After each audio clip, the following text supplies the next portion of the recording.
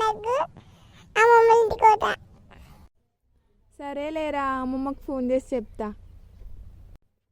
ఓయ్ అవ్వ, లడ్డుగాడు సంక్రాంతి పండుగకి ఆడికి వస్తాడట్నే, పంపిస్తున్నా. పండయ్య బాగున్నావా? ఎప్పుడు వచ్చినావు?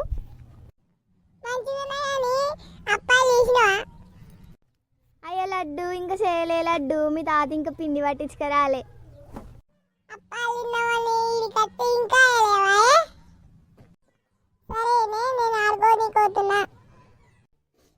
ఓ పిల్లగా ఎప్పుడు వచ్చినావు? మంచిగా ఉన్నావా? మంచిగా ఉన్నా పెద్దమ్మ, అప్పుడే వచ్చిన.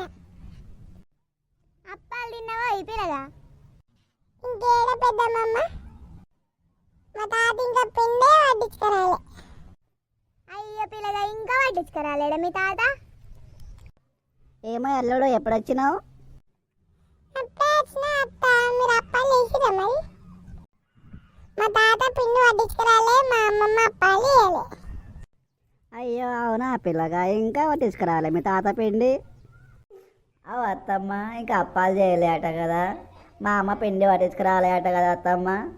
లడ్డు కనిపించిండు, పండుగకు వచ్చిండట కదా, ఇంకా అప్పాలు చేయలే అంటుండు. అవునా అత్తమ్మ? అవే సుశీల, అప్పాలు చేయలేవట కదనే, లడ్డయ్య కనబడ్డాడు అప్పాలు చేయలే అని చెప్తుండే.